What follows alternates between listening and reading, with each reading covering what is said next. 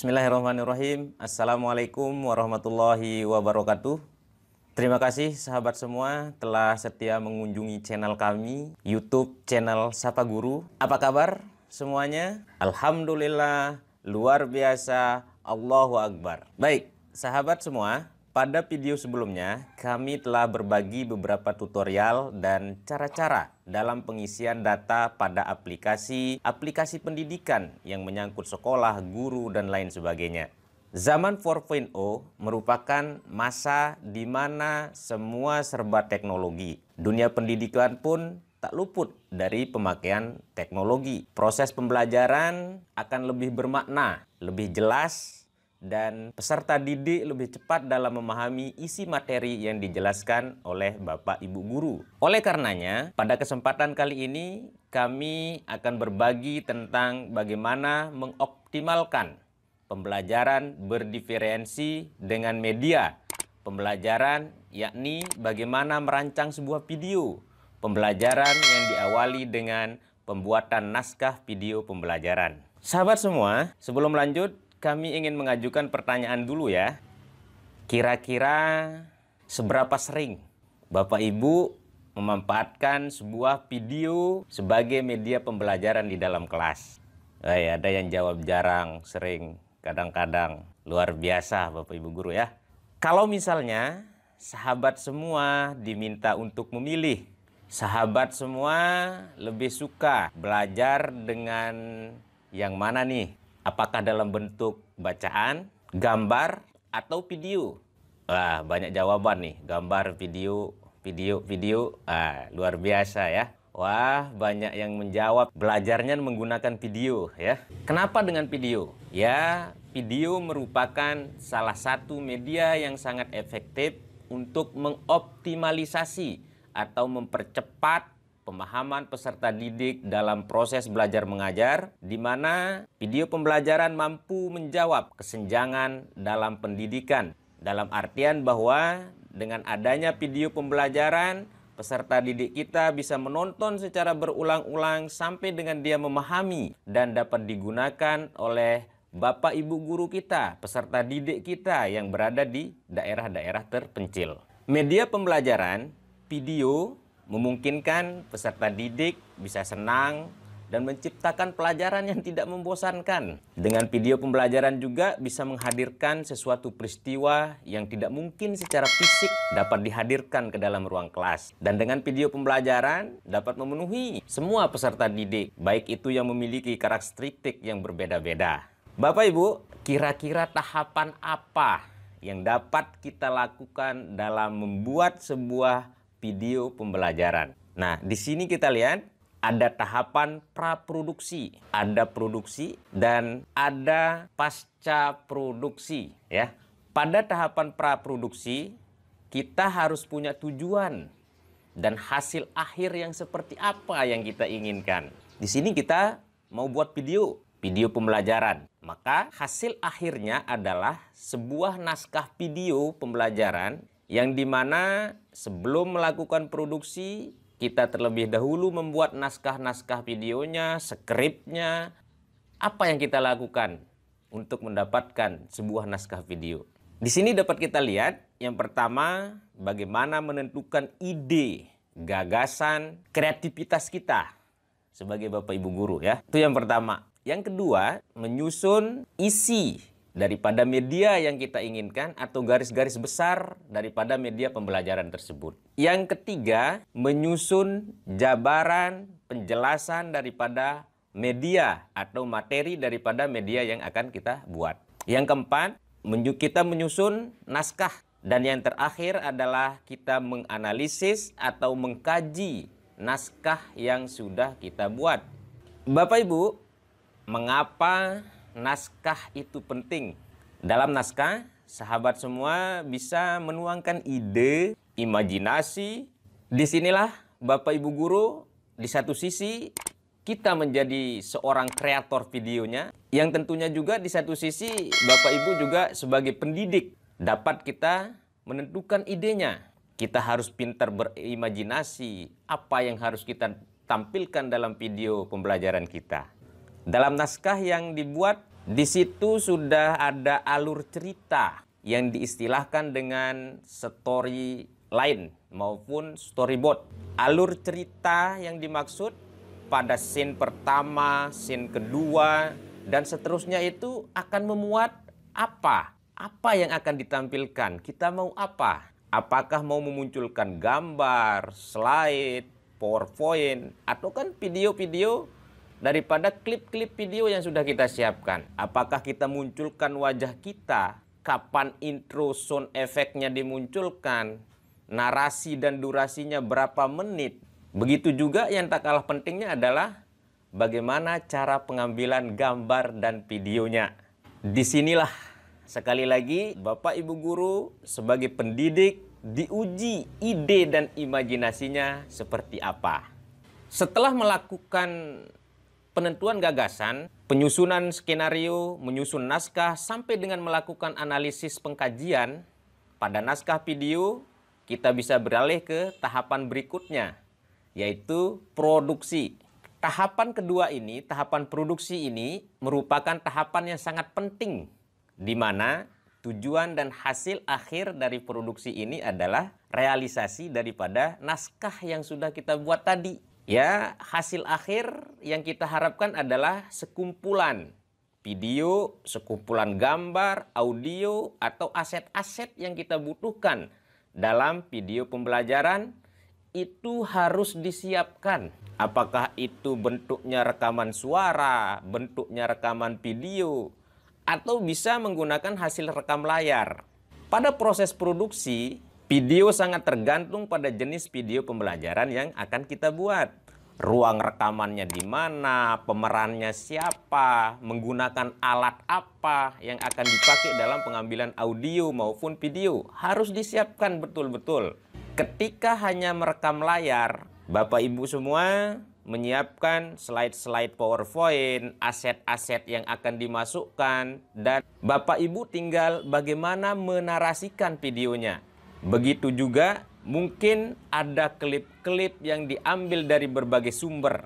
Tapi diingat di sini, sahabat semua, Bapak Ibu ya, klip video-video tersebut kita tidak boleh sembarangan karena di situ ada hak cipta yang melekat. Kalau misalnya klip-klip video itu tidak free atau gratis, sahabat, Bapak Ibu harus menyematkan sumbernya di situ ya. Nah, sahabat semua, ketika kita ingin menambahkan aset-aset baik gambar, audio yang gratis alias no copyright itu, untuk aset gambar misalnya di sini kita bisa mendapatkan yang gratisan atau yang no copyright tadi. Bisa kita buka laman-laman yang ada di sini, kita bisa lihat ada Pexel, ada Freepik, ada Platikon, dan seterusnya ya. Nah, kemudian untuk aset video yang gratis, kita bisa membuka audio library ya. Ada Pixabay, ada Bensound, dan seterusnya. Itu Bapak Ibu bisa menggunakan laman-laman itu untuk mengambil atau mendownload aset-aset yang Bapak Ibu inginkan. Jadi, aset gambar maupun audio yang mendukung video pembelajaran, sahabat semua bisa dilihat pada laman di situ ya. Kita bisa mencari-cari dan mendownload sehingga kita tidak pusing mikirin di mana dapat aset-aset yang bisa mendukung untuk membuat video pembelajaran kita.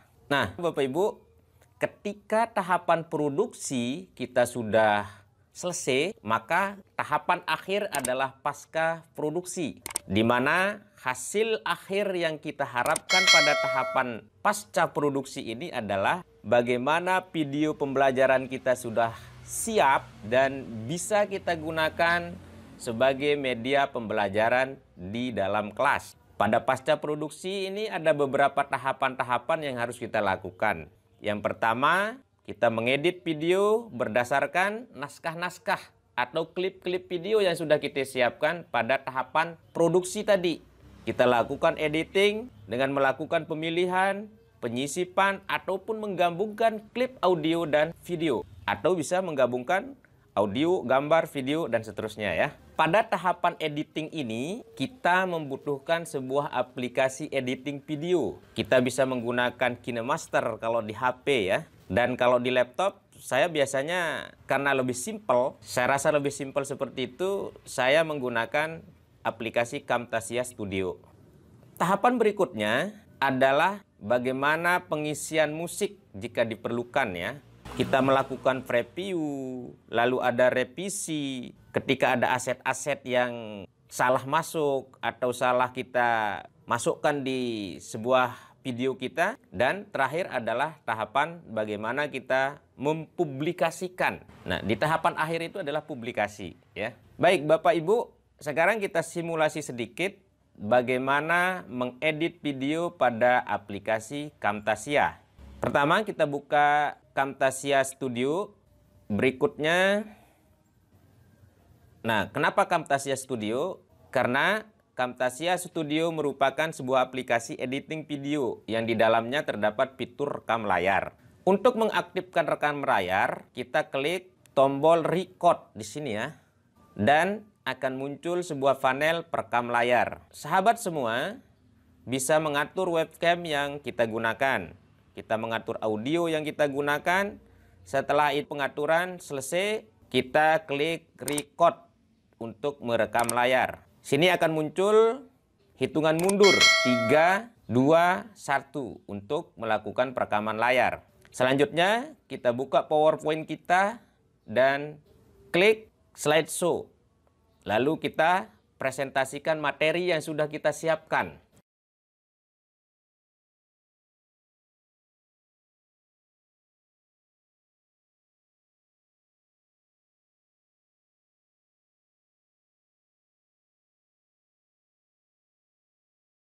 Setelah presentasi kita selesai, kita bisa menekan tombol F10 atau kita buka kembali panel recording dan kita klik stop. Nah, akhirnya kita kembali ke Camtasia Studio. Di sini dapat kita lihat pada timeline track 1 adalah hasil perekaman layar dan track 2 itu merupakan hasil record audio atau hasil rekam webcam. Dari hasil perekaman layar tersebut, kita tidak bisa menggunakan seutuhnya. Jelas, ada yang kita buang atau cut bagian yang kita tidak inginkan. Caranya bagaimana? Kita arahkan pada bagian yang ingin kita buang. Setelah itu kita klik dan kita klik menu split di sini. Kemudian kita hapus videonya yang tidak kita inginkan. Kita bisa atur video hasil webcam tadi dan kita bisa menghapus background hijau dengan cara klik more pada menu, kemudian pilih visual effect dan kita pilih remove a color. Kemudian kita tekan drag and drop dan kita taruh pada track 2. Selanjutnya kita atur warna yang akan kita buang. Klik color, lalu klik pipet di sini, select color from image. Kemudian kita arahkan pada warna background hasil rekaman track 2 dan selanjutnya kita atur secara manual agar lebih bersih dan rapi. Sebelum kita jadikan sebuah video, kita review dulu, kita lihat dulu, kita putar ulang. Setelah dirasa sesuai, kita bisa produksi videonya dengan klik share, kita pilih lokal file, lalu pilih resolusi yang kita inginkan, dan berikutnya kita klik next. Kita beri nama file, dan kita klik finish, dan kita tunggu hasilnya. Dan hasilnya seperti ini. Kita cek. Assalamualaikum warahmatullahi wabarakatuh. Apa kabar anak-anakku sekalian semua? Semoga kalian dalam kondisi sehat walafiat. Baiklah, generasi hebat di mana saja berada, pada kesempatan ini kita akan membahas materi akhlakul karimah, yakni syaja'ah. Baik, anak-anakku, sebelum lanjut, di sini kita lihat ada indikator pencapaian yang nantinya akan menjadi acuan dalam pembelajaran kita. Apa saja yang kita akan bahas pada kesempatan ini? Mari kita lihat. Yang pertama, kita akan membahas pengertian daripada syaja'ah. Yang selanjutnya ada dalil tentang syaja'ah itu sendiri. Bentuk-bentuk syaja'ah, ciri-ciri daripada syaja'ah. Dan yang terakhir itu adalah sumber. Nah, sahabat semua, tadi kami telah sampaikan sedikit cara bagaimana merancang sebuah video pembelajaran dan bagaimana melakukan produksi dengan menggunakan aplikasi Camtasia Studio. Semoga bermanfaat. Sampai jumpa pada video berikutnya. Terima kasih telah mengunjungi channel kami. Assalamualaikum warahmatullahi wabarakatuh.